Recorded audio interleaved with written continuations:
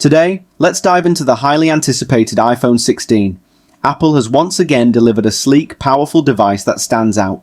First, the design is stunning. Sleek edges, a larger, brighter OLED display, and that familiar premium feel. The camera system is a game changer with a new 48 megapixel sensor, capturing sharp, detailed shots, even in low light. Performance is absolutely smooth, thanks to the new A18 Bionic chip. Whether you're gaming or multitasking, this phone flies through it all with ease. Plus, the battery life is impressive, offering all-day use with no issues.